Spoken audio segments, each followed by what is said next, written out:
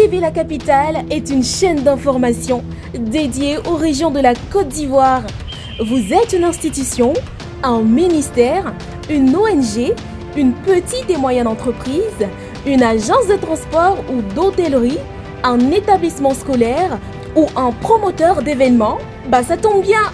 TV La Capitale vous propose une grille de programmes adaptés pour faire connaître vos cérémonies et activités à travers toute la Côte d'Ivoire et même au-delà. Alors, contactez-nous au +225 27 33 74 70 27 ou au 05 75 95 48 91. TV La Capitale, la chaîne au cœur des régions. TV La Capitale, la chaîne des régions. TV La Capitale est désormais à votre portée. Accessible sur Android, tablette et ordinateur, il vous suffit juste de visiter www.tvlacapitale.com pour suivre la chaîne en direct. Et nous vous proposons une couverture complète de l'actualité en Côte d'Ivoire, du nord au sud, en passant de l'est à l'ouest, sans oublier le centre. Et grâce à notre journal diffusé toutes les 2 heures et nos nombreuses émissions, restez informés en temps réel, car TV La Capitale, c'est la véritable chaîne des régions. TV La Capitale, la chaîne des régions.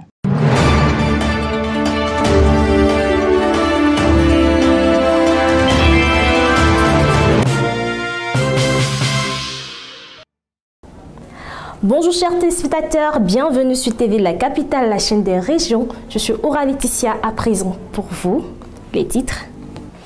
Yamsoko, produits agricoles et déontologie médicale, des lois pour encadrer et sanctionner. Toujours à Yamsoko, nous assistons à la clôture de l'atelier d'élaboration et des validations de la politique nationale en faveur des personnes handicapées en Côte d'Ivoire.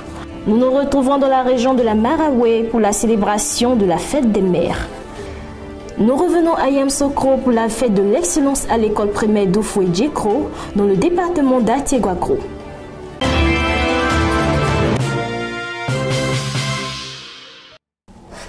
Nous commençons ce journal avec une information institutionnelle.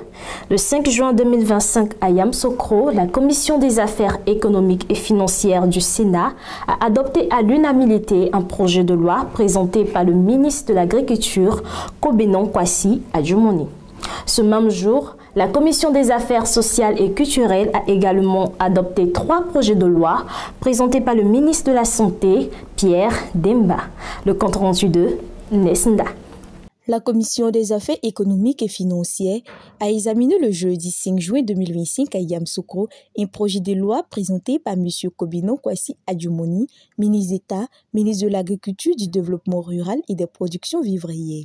Ce projet porte sur la ratification de l'ordonnance numéro 2024-886 du 16 octobre 2024 relative à la répression de la commercialisation et de l'exportation illicite des produits agricoles soumis à agrément. Devant les sénateurs, le ministre a rappelé que les réformes engagées dans le secteur agricole ont suscité un fort engouement et permis une hausse significative de la production. Toutefois, ces avancées s'accompagnent de violations récurrentes de la réglementation en vigueur, nécessitant le renforcement du cadre légal. À l'issue des débats, le projet de loi a été adopté à l'unanimité par les membres présents de la commission.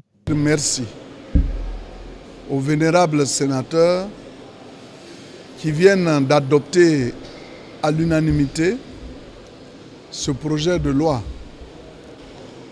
qui va nous permettre de connaître une avancée notable dans la lutte contre l'exportation et la commercialisation des produits agricoles soumis à agrément.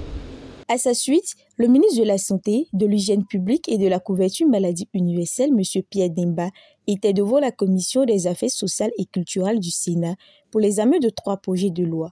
Les sénateurs ont examiné successivement les 3 projets de loi portant Code de déontologie médicale, modification des articles 13 et 14 de la loi numéro 2015-533 du 20 juillet 2015 relative à l'exercice de la pharmacie, Modification de l'article 18 de la loi numéro 2015-535 du 20 juillet 2015 portant organisation de l'Ordre national des pharmaciens de Côte d'Ivoire.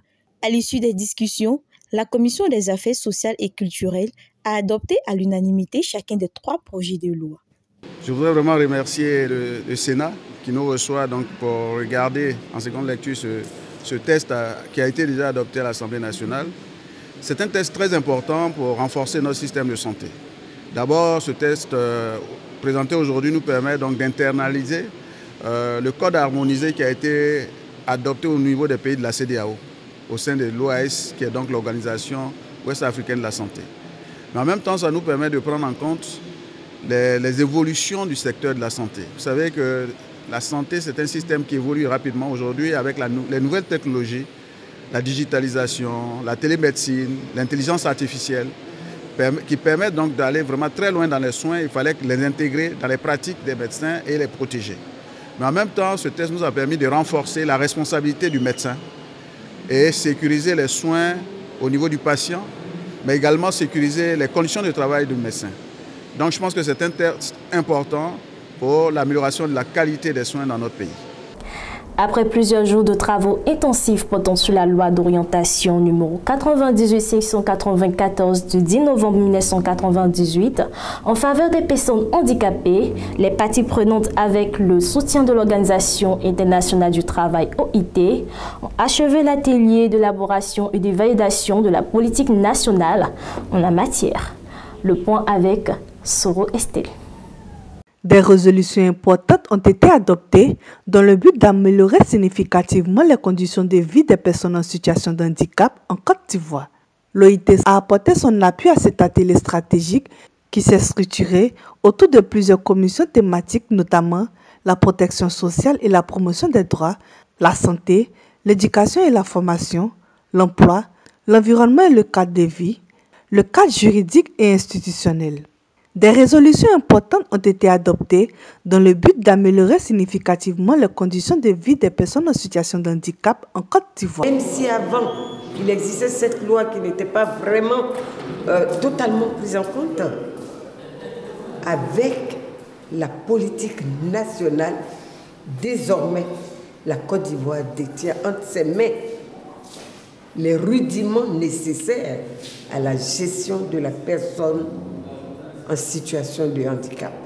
Les participants ont exprimé leur satisfaction quant à la qualité des échanges et à la portée des décisions prises. Nous nous réjouissons de la présence des experts, des organisations de personnes handicapées et toutes ces personnes-là ont contribué, n'est-ce pas, à élaborer ce document-là qui, je n'en doute pas, une fois qu'il sera finalisé, sera porté à la haute attention de Maître Adama Camara, le ministre de l'Emploi et de la Protection sociale, qui ne ménage aucun effort pour mettre en pratique la politique de protection sociale des vulnérabilités en général et des personnes handicapées en particulier. Cette politique-là, selon la vision du président de la République, son Excellence Alassane Ouattara. En fait, on vient de finir l'atelier sur la politique du monde de la programmation de la politique nationale en faveur des personnes handicapées de Côte d'Ivoire.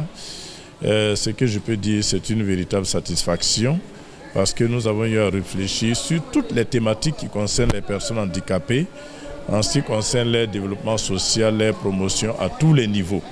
Voilà, de façon vraiment sectorielle, que ce soit l'éducation, la formation, l'emploi, en un mot, tout ce qui concerne les droits de l'homme. Nous allons effectivement faire ce qu'on appelle la transmission à nos membres, leur expliquer, à nos partenaires et aussi en tant qu'organisation de la société civile, garder les liens étroits avec la direction de la promotion des personnes handicapées. Cet atelier représente une avancée significative vers l'égalité des chances et l'amélioration des conditions de vie des personnes handicapées en Côte d'Ivoire. Dans le cadre de la célébration de la fête des mères officiellement marquée le 25 mai 2025, les mères des villages du département de Bois-Flé ont répondu nombreuses à l'invitation de la présidente de Team Abo les 5 et 6 juin dernier à la sous-préfecture de Pakwabo et à Ndoufoukoukou. Suivant le reportage de Nesnda et JC Kofi. Comme à son habitude, Dr Oussou Kofi Bienvenue, présidente de Team Abo, n'est pas restée hommage de cet événement. Elle a tenu à honorer les mères du département de Boisflé en reconnaissance de leur rôle fondamental dans la cellule familiale et la société. Les femmes venues en grand nombre ont reçu leur présent en présence des autorités administratives, villageoises et religieuses. À Pakwabo, plus de 200 femmes ont été distinguées à cette occasion le 5 juin 2025, suivie d'une seconde célébration à Ndoufu-Kankro le 6 juin 2025. Tout ceci en présence des autorités administratives, villageoises et religieuses. Remplis de joie, les bénéficiaires ont exprimé leur gratitude à travers des danses traditionnelles et des mots de remerciement chaleureux. Je suis très content. Je n'ai qu'à la raccompagner. Prochainement, comment que les femmes de Djurabou vont faire chez nous. On est très contents. Voilà. Ses parents, on est très contents. Ses filles. C'est maman, Dieu n'a qu'à les suivre. Après, merci à la maman bienvenue. En tout cas, ça nous fait 4 ans, moi, sur la famille des jeunes. Donc, je remercie maman bienvenue. Tout ce qu'il fait pour nous. Dr Oussou Kofi Bienvenue a souligné que cet hommage est un geste de reconnaissance pour l'amour, les efforts et les sacrifices de ces femmes au quotidien. Leur rendre hommage, selon elle, est une manière de leur témoigner du respect tout en leur apportant réconfort et estime. C'est juste pour aider la mère, pour la magnifier surtout. Comme je l'ai dit, Exode 20 dans le livre de la Bible, on nous demande d'honorer nos parents, y compris père et mère.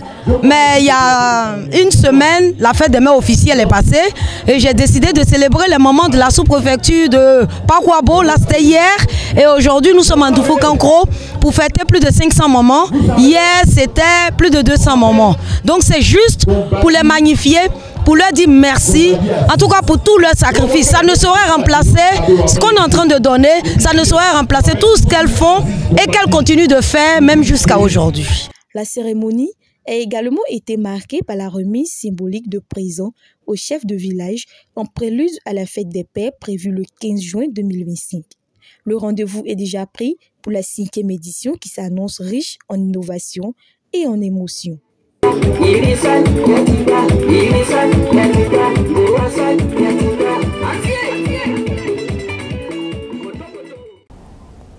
Promouvoir l'excellence scolaire demeure l'un des piliers fondamentaux du système éducatif et constitue un engagement constant pour tous les acteurs de l'éducation.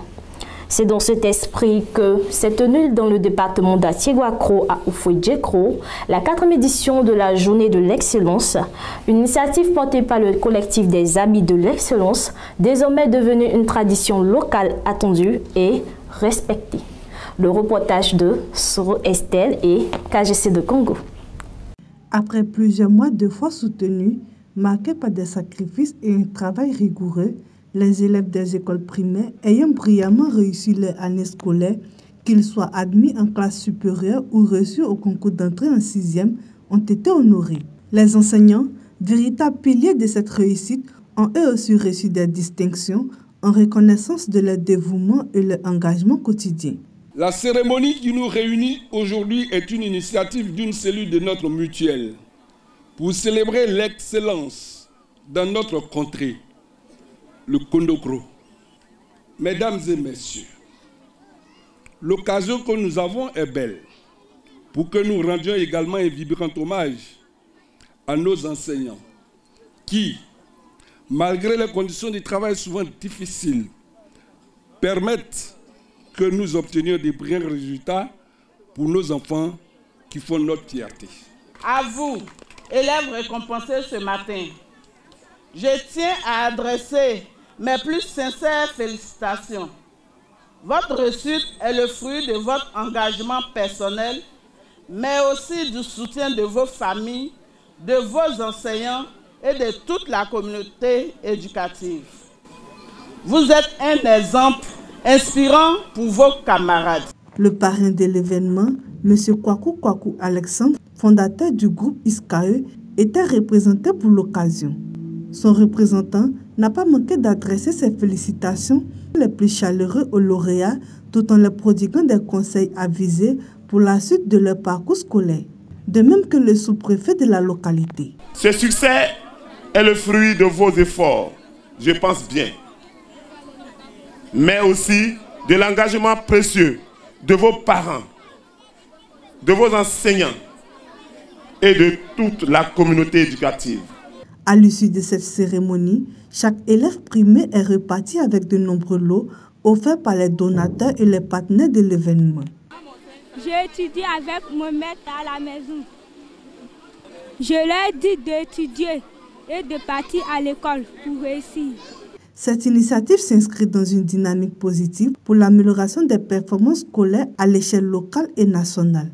Elle constitue une réponse concrète aux défis de l'éducation Côte d'Ivoire en plaçant l'élève et l'enseignant au cœur d'une reconnaissance méritée, inspirante et porteuse d'avenir.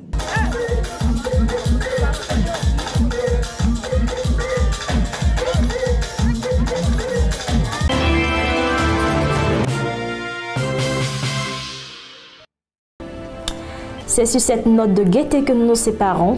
Merci d'avoir suivi TV La Capitale, la chaîne des régions. Rendez-vous jeudi prochain.